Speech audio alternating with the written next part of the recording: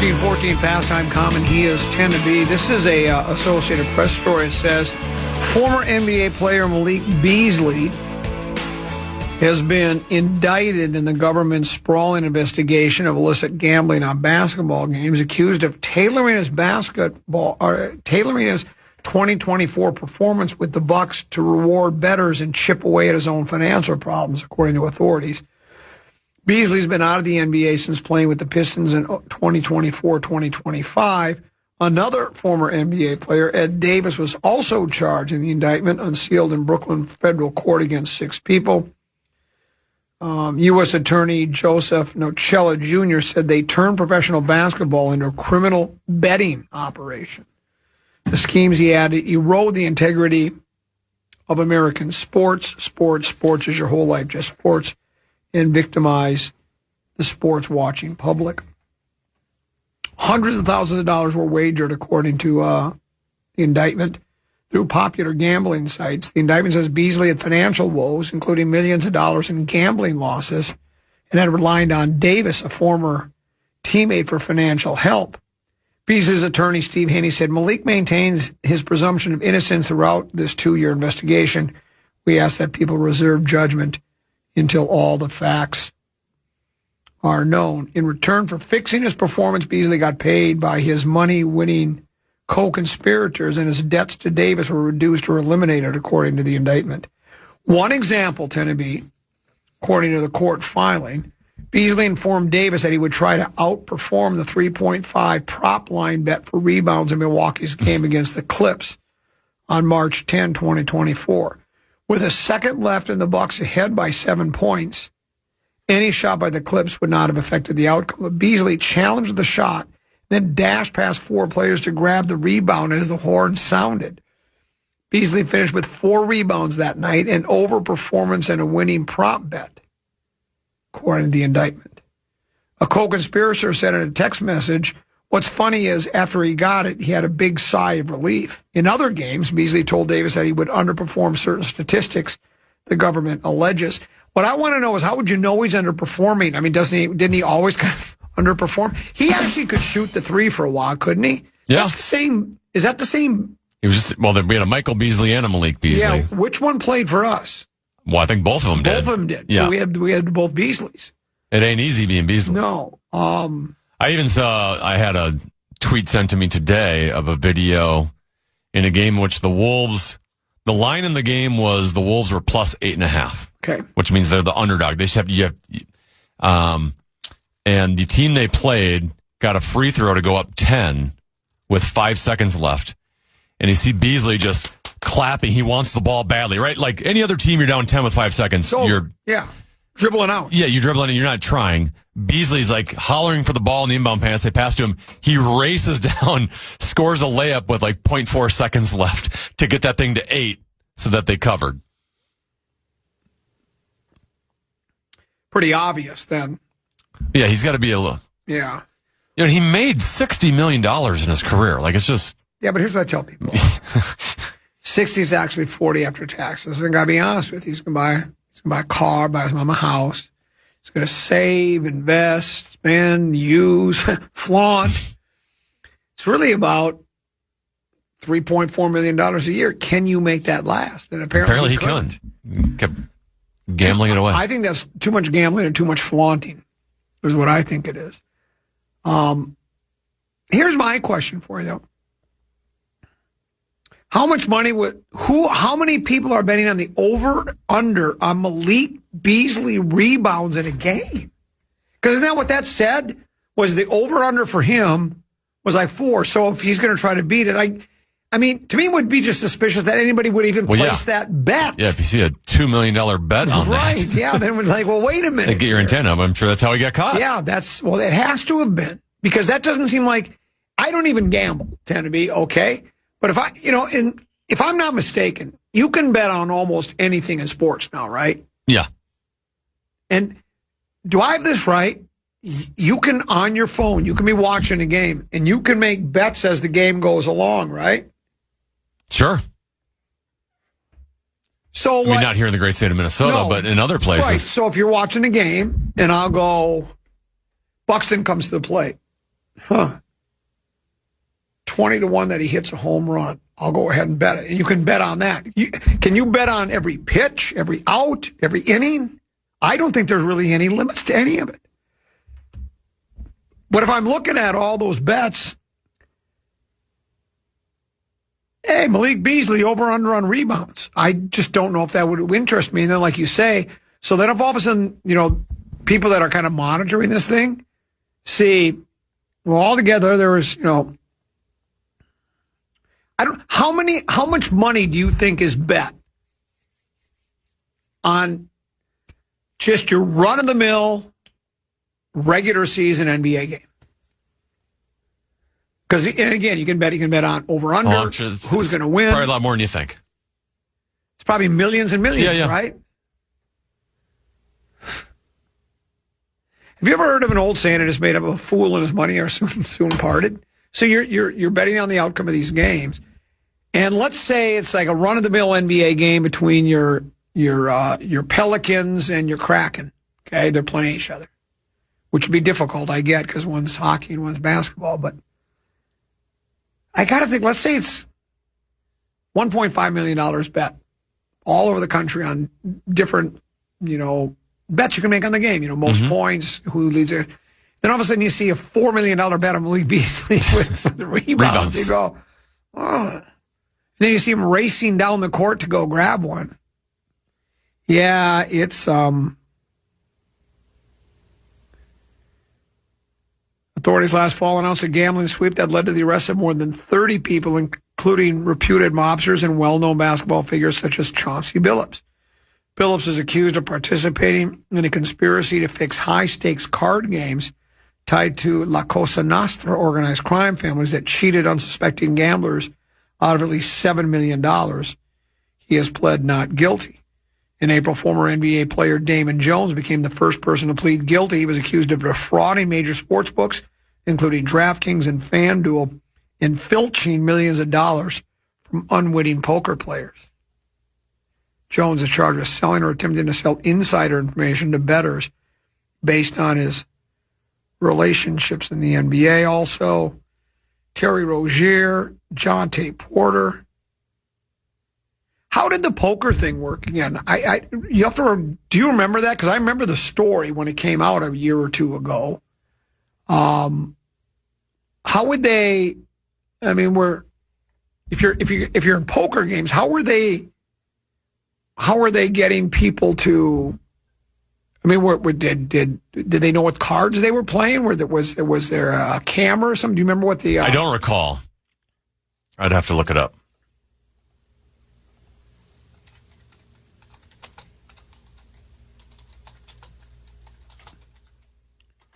Billups is accused of participating in a conspiracy to fix high-stakes card games.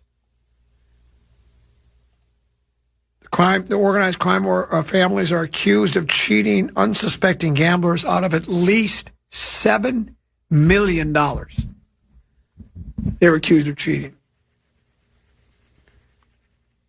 I mean, I know you have shell games. You have 3-card Monte. I know there's ways to cheat you, but at a card game, I wonder what. And So just the AI overview, okay, which isn't always correct. Right. But prosecutors allege Billups and former NBA player Damon Jones acted as celebrity face cards to lure wealthy, starstruck, and unsuspecting marks into high-stakes underground games. Victims were cheated using sophisticated technology operated by members of the Bonanno, Gambino, and Genovese crime families. This included hidden cameras and chip trays, altered card shuffling machines, and tables equipped with X-ray equipment. Yeah. So their job was just to get the people with lots of money into the game. Tenemy, we'll put it this way, Tenemy. If Corey Cove invited you to play in a poker game, you'd be starstruck. You'd go, right? I get to play with the Maestro of the Mornings on the Power Trip Morning Show. I always love that one. So it's the same idea. You get people go, it's the idolization and pedestalization. Oh, look at this. I'm going to play cards with Chauncey Billups. And then Billups has no intention. He doesn't care if he wins or loses because it's not his money. And they're finding out ways to. Did you say it was X-ray equipment? What did that say? X-ray equipment? Some kind of equipment. So they I mean, it sounds like it was like hidden cameras and chip trays, altered card shuffling machines, and tables equipped with X-ray equipment. X-ray equipment.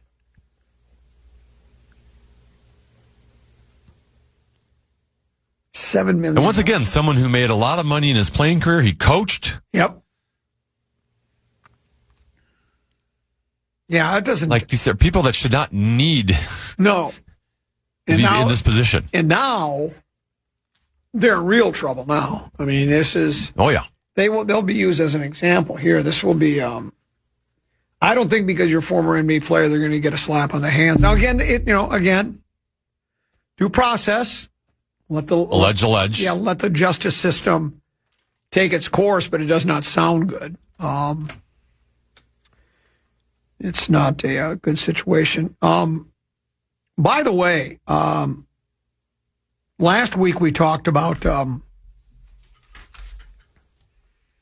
Sonny Gray. Won his 9th game. He's 9-0. ERA in the 2s. This headline from last night, Sonny Gray was almost overloaded with reasons to celebrate, as if taking a no-hitter into the 8th inning and reaching 2,000 career strikeouts weren't enough. His brilliant outing Sunday night for Boston came against the rival New York Yankees, a team Gray once pitched for and hasn't been shy about disliking. So after winning in a wild inning, Gray and the Red Sox were reveling in a 4-game sweep at Fenway that marked their longest winning streak of the season. He said, they're at the top of our division right now. They are where we hope to be. So, yeah, it was a good series, and it was a pretty sick finish of the series for us.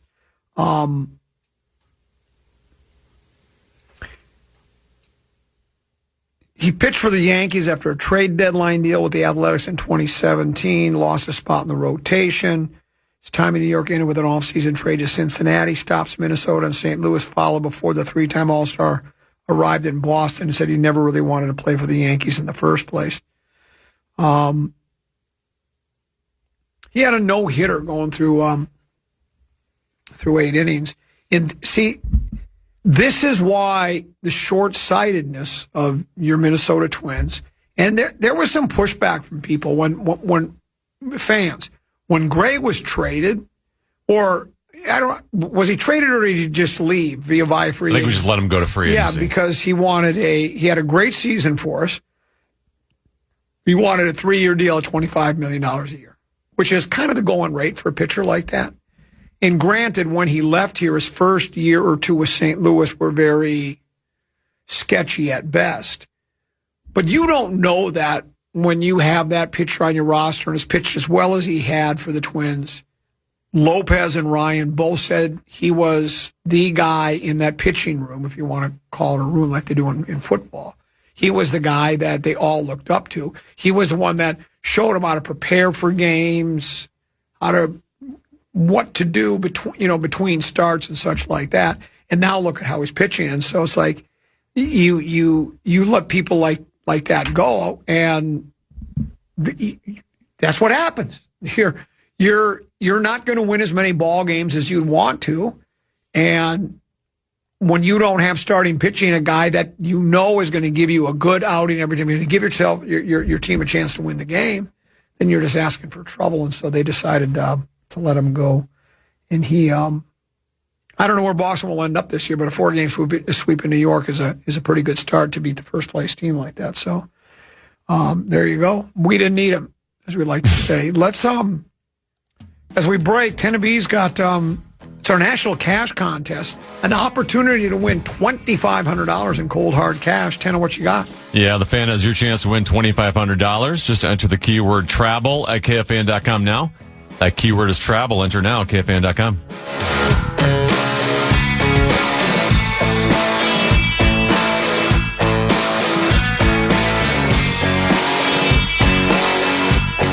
The Common Man. No offense.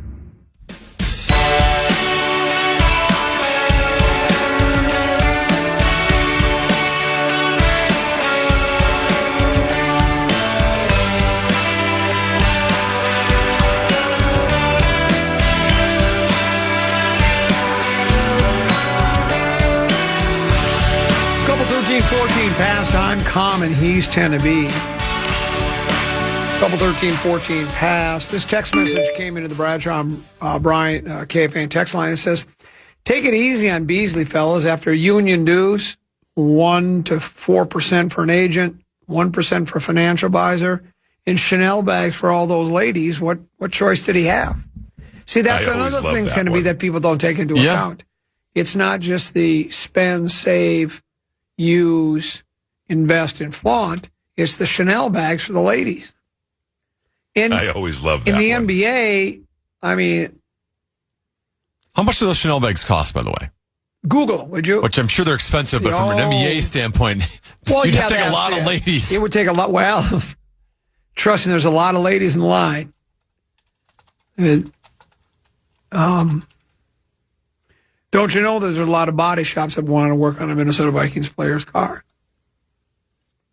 They're more expensive than I thought. Don't you know there's a lot of ladies who'd like to have it? Let me guess. Chanel bags are going for $5,000-$10,000. Yeah, the mini classic flap starts around $5,200. The small classic flap, $11,300. Well, sure. Think if you show up at the game and you've got a $5,000 Chanel bag. The Chanel 22 bag is $6,000 to $6,500. The 19 bag is $6,000 to $7,000. Oh, please. They are pretty expensive. Yeah, but did you say there's one for like 12? That's what you want to be flaunting. The jumbo classic flap, $11,000 to $11,500. That's flaunting. You're flaunting your Chanel bag there. Flaunt, spend, save, use. Chanel bag. What's the other big? There's another handbag that's all the rage. I can't think of the name. That the ladies really dig. It's bizarre to me that you could get a Chanel bag for almost $12,000, and yet you could find like a used car somewhere that's you could similarly priced. You could get meat sauce and Common Man to do comedy for you for about $500. Well, a little more than that.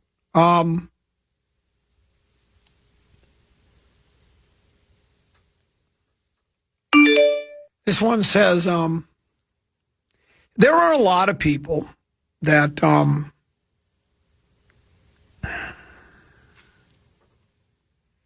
I think it's mostly Wolves fans.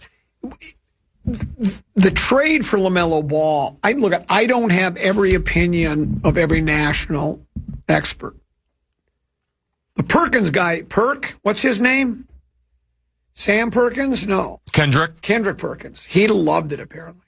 But then somebody told me he loves the Wolves. He likes almost every move they make. He does.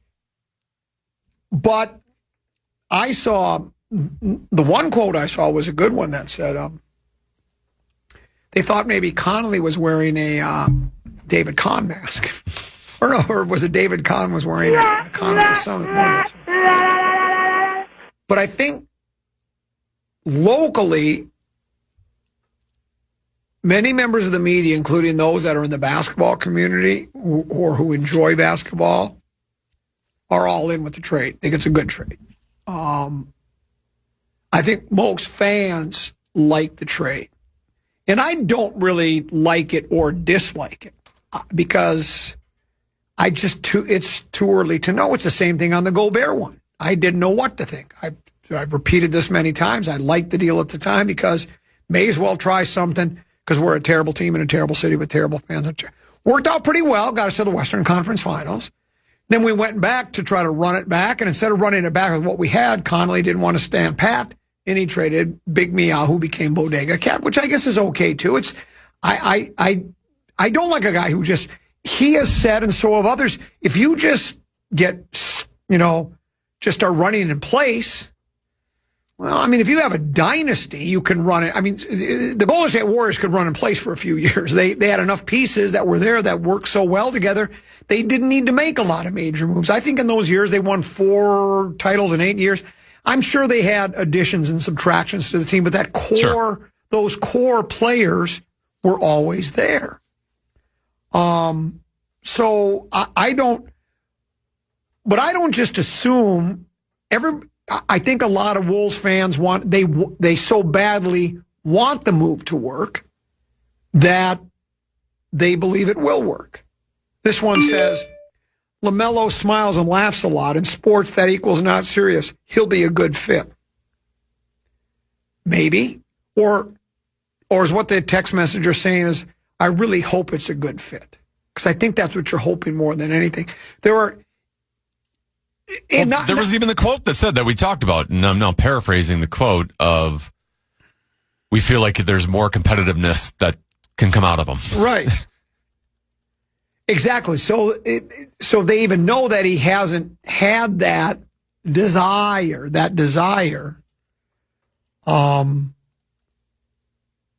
Here was another one that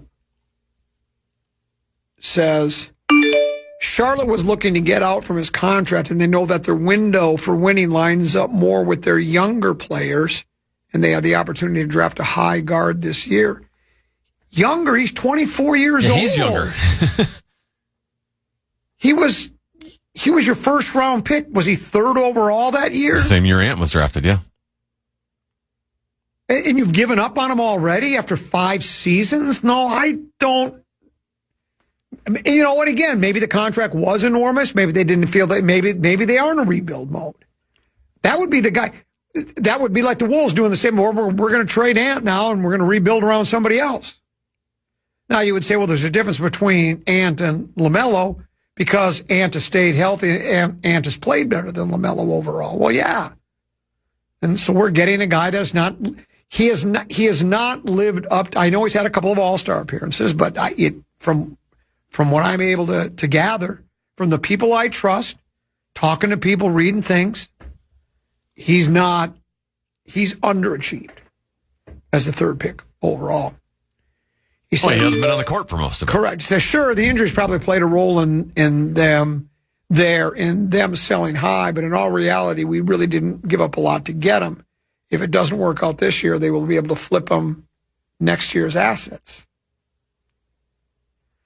Okay.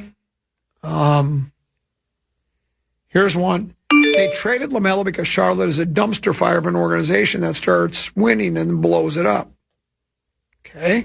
So in other words, another person wanting to believe that the Wolves have made their, and maybe they have. I think anybody that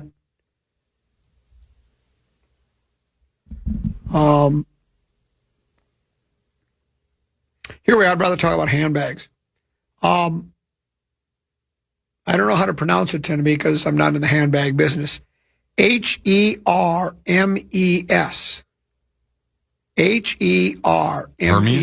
Hermes.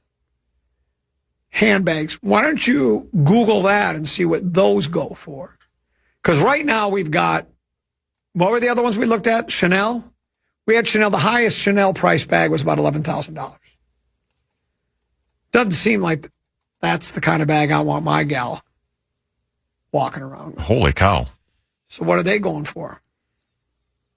Well, there's no they won't even, there's no AI thing to it, but seems to be of similar pricing. Oh. How about look up Gucci. See what Gucci bags are going for. Gucci. Gucci. There is a Hermes Day Faubourg Birkin Cellular 20 E-Beam Matte Alligator Palladium Hardware. Made of alligator. Yeah. $295,000. Well, for the gal who's got everything. I'm assuming, I've always heard of, alligator bags or alligator. There was, if you look back at some of Phil Mickelson's golf shoes when he plays, I think he was wearing alligator golf shoes. I really believe he was. Alligator belts. I've never heard of people having crocodile bags. Is crocodile like just a lot, not nearly as coveted? It's like a real step and a half down, I think, to have a bag that's made out of crocodile. Usually people steal your purse to get what's inside your purse. In this case, they just want the purse. Look up Louis Vuitton. Vuitton. Let's see what Louis is going. See, now these people, did you say $295,000? For one specific bag, yes. One specific bag.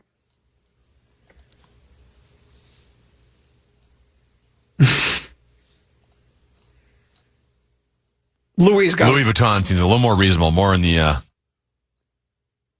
$2,000 to $4,000 range. Oh, junk.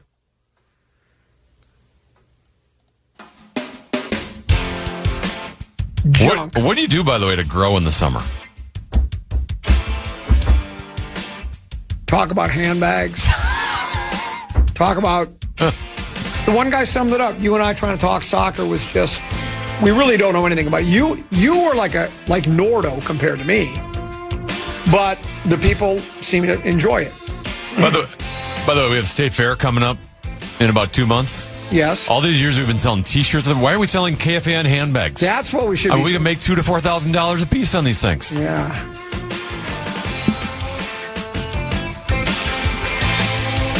Wow. Let's here's one. I'll leave you with this real quick. I've had more fun watching the Wolves the last 4 to 5 years than I ever have. I hope Ball is the piece that takes Ant and the team to the next level. So he's bought in. Hook, line, and sinker. He likes what Connolly's doing.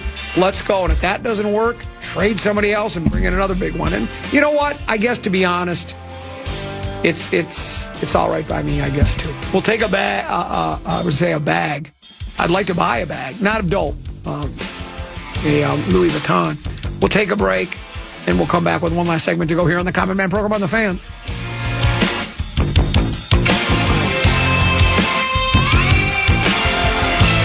The Common Man. I used to despise you, then I disliked you, then I kind of liked you, now I think you're a pretty good guy, and someday I just might love you. Weekdays at noon on The Fan. The opinions don't stop after the mics go off. I always love that one. Just can't get enough of The Fan. Can't wait to see what Vsauce has to say. Final segment of the show. So the Grum pretty much has an expert for anything, and my handbag expert says it's pronounced Hermes. Hermes. Okay, yeah, Hermes. Of course it wouldn't be Hermes. Yeah. That's no fancy handbag would be pronounced Hermes. like that. So, excluding historical one-offs, the priciest diamond-encrusted retail tier bags include the Hermes Rose Gold Kelly bag, designed to look like crocodile leather. Oh, there's crocodile. Designed to look like crocodile leather, this miniature bag is made entirely of rose gold and set with 1,160 diamonds. Retail price, $2 million. Then there's the Muawad 1001 Nights diamond purse, heart-shaped, 18-karat gold purse featuring 4,517 diamonds, but who's counting? $3.8 million is the price on that bag. Then there's the Debbie Wingham upcycled egg bag, coated in blue diamond dust and embellished with over 8,000 diamonds. Asking price, $6.7 million. However, the most expensive purse in the world is Jane Birkin's original 1984 Hermes Birkin bag, which sold at Sotheby's auction for a record-breaking $10.1 million. This worn-in custom black leather bag is the prototype that inspired the iconic design. So the original, that's more for a collector. That's just not somebody that, Beasley's taking one of the gals to the mall, and he doesn't buy her the original 84 Hermes Birkin bag. He'd have to throw a lot more games to afford that. But the original was $10.1 million to get that.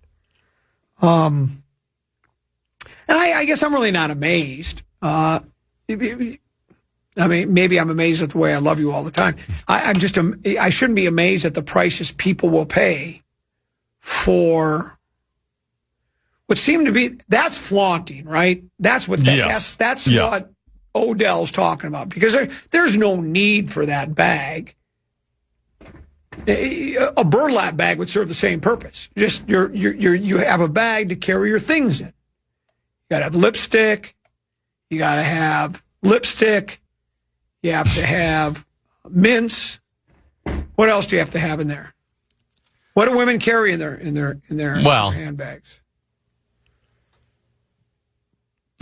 You just carry everything in your pocket. Your Correct. keys, your phone. I don't need as much as they do. Keys, phone, and what else? That's what you carry in your pocket. Your keys, your phone, your wallet. That's Correct. You carry. You don't need anything else. I have a backpack, and I don't know why. Well, I guess I have notes for my commercial copy. I have that. Other than that, I don't have much else in there. I have a bag that carries another bag that carries another bag. Does that make sense? Huh? Well, yeah, because look. And this doesn't make any sense. Where'd it go? Okay, so I have my Heritage Gear bag, and then inside that I have this black bag. It's almost Looks like a toiletry bag. Well, it's like a toiletry, but it's not. Then that bag has my valuables pouch, Huh? which has got a Detroit Lions patch on it. And then inside that bag, there's another bag that has a money clip and my credit It's like card. those Russian dolls. Yeah, that's exactly The new what it's bag like. keeps popping up. Yeah, that's exactly what it's like. But I really don't even need, my keys and my card key and a couple other things. I have my own headset. Do you have your own headset, or do you use the one that's left in the I studio? use the one that's left in here. Yeah. What if Nordo's got lice and he doesn't know it and you don't? Well, you don't have It's to hard for worry. me to get lice. Yeah. Yeah. Lice is not going to grow on you. So, By the way, the Lou Will, he was the one who was talking about NBA players with the handbags and all that stuff. yeah, Reminds me, we have another Preposterous Statement Tournament nominee we do. that's come in the last week. Is this the Parker Fox one? Yes. Yeah. Would you like to hear it? Sure, why not? This was after the Wolves made the LaMelo trade, and this is Parker and Max Fuller, basically on the KFAN YouTube channel. We think there's more moves to be made. Parker, I got a funny feeling we're going to be howling again before opening night. Oh, we certainly are. And buy your tickets now. There's only going to be standing room available at Target Center, man, because this is the hottest ticket not only in town, but across the NBA, across all of professional sports. Get to witness LaMelo Ball and Anthony Edwards in the backcourt. Woo-wee. We're going to be hootie-hooing all night long. Go, hootie-hoo! Hottest ticket in all sports. I think sports, concerts, and movies combined. Your choice, Tennessee. Taylor Swift tickets or tickets to see LaMelo? Well, LaMelo and Ant, yeah. There's no doubt about that. Yeah. Well, I think Maury Amsterdam guy also sent me a third athlete soundbite with spend, save, Oh, flaunt. not another one. Yeah. That's an epidemic. Yeah, how difficult it is to make ends meet. The average person has no idea what an athlete goes through when it comes to spend, flaunt, and save. Here was a story I was referring. This is where I think I saw this quote. CBS Sports is the king of list radio, and what is list radio, Tennessee? Lazy radio. It says, well, running backs land in the top 100 NFL players of 2026. Talking about how important the running back situation is. It ranks Bijan Robinson as the number one running back in pro football. Sure. Would you rank him as the number one running back in pro football? I mean, I'm trying to think of them all off the top of my head. Him or Jahmyr Gibbs. I guess you could still maybe throw Christian McCaffrey in there. Christian McCaffrey comes in at number 2. His ranking, CBS is ranking the top 100 players, and then they're kind of focusing on running backs. So he's number 17 overall in the number one running back in the National Football League. Bijan is? Yeah. They say he has developed into one of the game's best dual threat backs. He was 4th in rushing and also caught 79 passes for 820 yards. He has averaged 4.9 yards per carry over his 3 seasons. Christian McCaffrey. And he looked great against the Vikings last year. Yes. He looked elite. He's ranked number 19 overall, number 2 running back in the league. Says coming off an injury-shortened 2024 season, he responded by rushing for 1,200 yards and 10 tutties while catching 102 passes with 7 tutty receptions. At times, he was basically the entire 49ers offense because of injuries to other players, and that is true. They were injury-ravaged. Jahmyr Gibbs checks in at the 3rd best running back in pro football and number 21 as a player overall. It says he is the catalyst that makes the Lions offense go.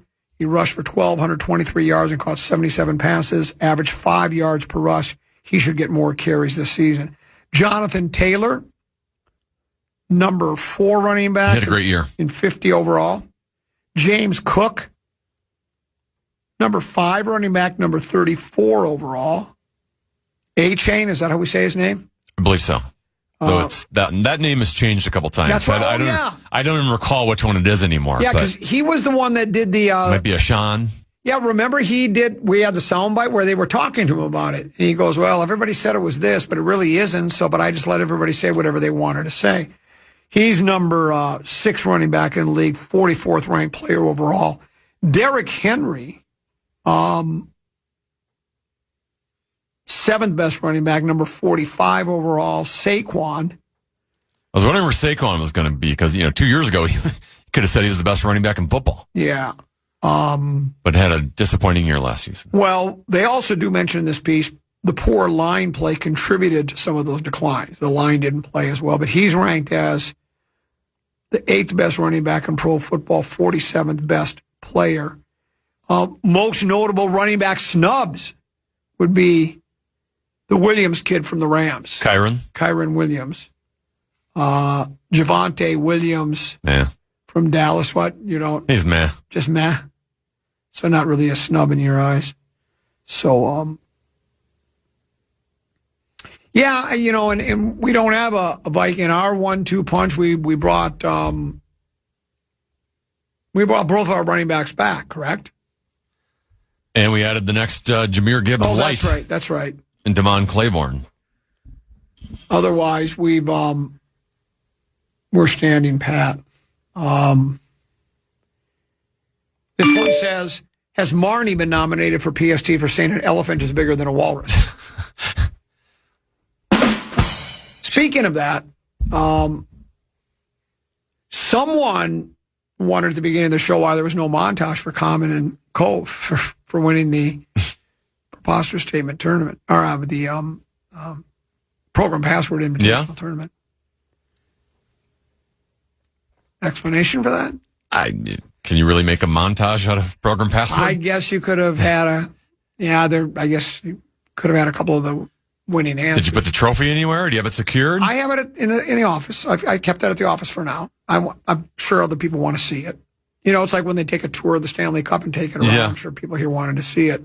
But I don't have it I'm not flaunting it. It's not like sitting on the edge so everybody can see it. So as you're sitting at my cubicle, it's tucked in the right corner. So it's not visible unless you're over at my cube. I'm not flaunting it.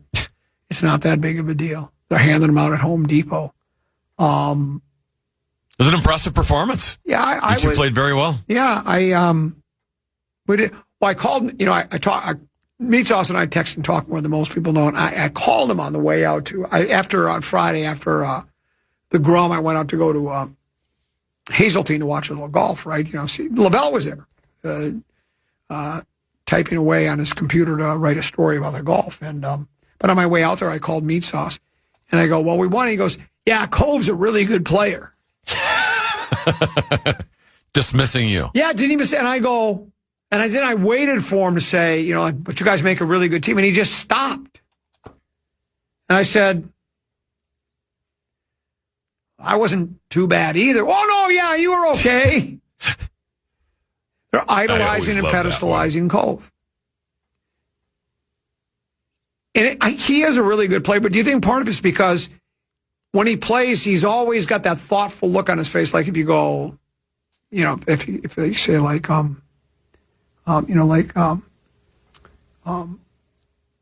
stagecoach, and then he'll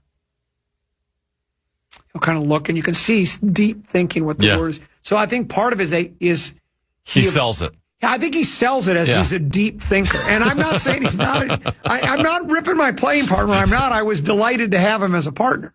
And he is very good at what he does. But we dominated that game. Wasn't even close. Yeah.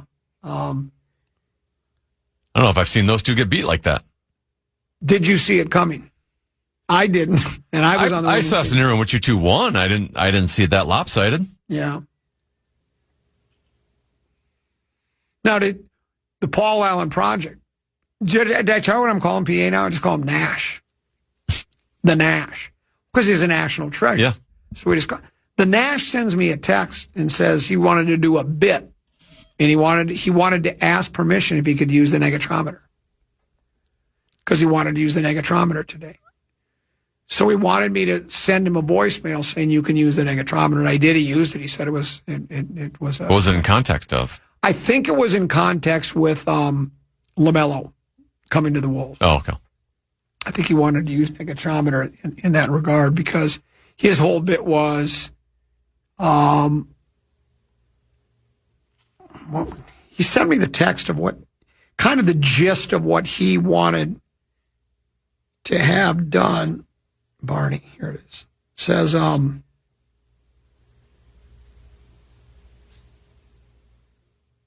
will you call my phone and leave a short message regarding this borrowing a bit? I want to use the negatrometer first segment tomorrow, but without your verbal consent. He wanted to have the consent. And I said, so I'll do it for you.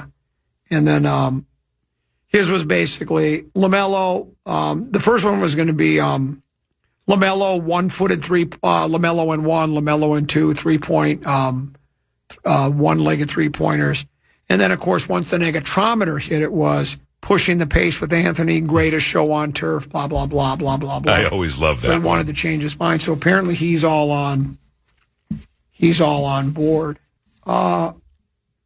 This text message says, all this Larkin talk, does Tennant think Billy G pivots and makes a surprise move from Robertson, who holds the Stars? He's only... They ain't trade him to Minnesota. They're not? No, not within the division with the team you're going to be battling for. They're not trading Robertson here. Yeah, that makes sense. Plus, I mean, Robertson's going to be way more expensive than... Robertson turned down $15 million a year reportedly to play in Seattle. So, Dylan Larkin's... Part of what's appealing about him is he's under contract for 5 more years at 8.7, which is pretty reasonable. But I think Robertson wants like Kaprizov money. So I don't know how you can, one, Dallas ain't trading him here. 2, how you fit him under your salary cap and keep Quinn Hughes and Kirill Kaprizov. I don't know if that's possible. Speaking of PA, I did not get to hear. I'm actually going to attempt to listen to the podcast on the way home because he had Russo on today. Okay. And Blakemore told me that one of the things Russo said was like 100% Zuccarello's not coming back. Really? So it sounds like there's some trouble in paradise there, and that I don't want to take Russo out of context because I did not listen to it. I'm now going through Brett Blakemore, who told me what Russo said, but they're basically like they just want to cut the cord on Zuccarello, that he plays too much east-west, and that Kaprizov's got to learn to play a little bit more north-south game and learn how to adjust to playing with different players. Really? But over the years, Kaprizov has not done as well when Zuccarello's not been on his line or when he's been injured. And Zuccarello's always been reasonably priced. So, I get the east-west portion of it, especially when you get into the playoffs, but I would also say be careful what you wish for. Well, because Zuccarello's been a pretty darn good line mate of Kirill Kaprizov. So, I'd rather see those two with a legit center. But I'm assuming Kaprizov will be playing with Boldy moving forward, and they're going to try to figure out their second line. Well, let me ask you a question. What's Zuccarello's contract status right now? Well, he's a free agent. He is a free agent. So, literally in 2 days here, he's on the market. But it sounds like him and the Wild are done, and it's the Wild's choice. And it sounds like Zuccarello's not happy about it. Well, wouldn't it have been better to sign him and do a sign and trade and get something for him? Or not? Isn't that the way they do it in hockey anymore? That's kind of hard to pull off at this point. I mean, why would a team sign and trade for him?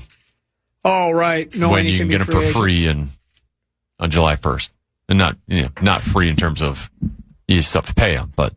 Well, then why didn't they sign or trade him earlier at the trade deadline? Or did they not know at the time they were going to want to? Maybe they didn't know. I mean, after the season's over, Billy said, yeah, we'd love to have Zuccarello. So I don't know what happened, what changed. It seemed like it was going to be the biggest no-brainer signing, re-signing. Everyone just assumed he's going to come back, and all of a sudden sounds like there's very little chance of him coming back. Well, let me ask you another question. And I guess you won't know until you listen to Russo and get more details. But if indeed Zuccarello's leaving and he's gone and we get nothing in return, Billy Guerin has gotten a lot of praise in this town, and rightly so. Right?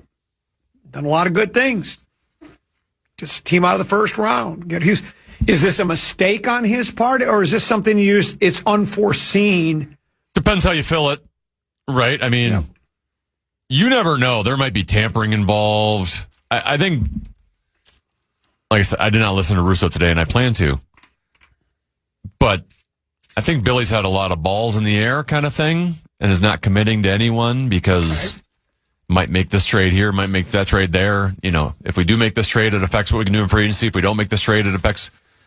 I do wonder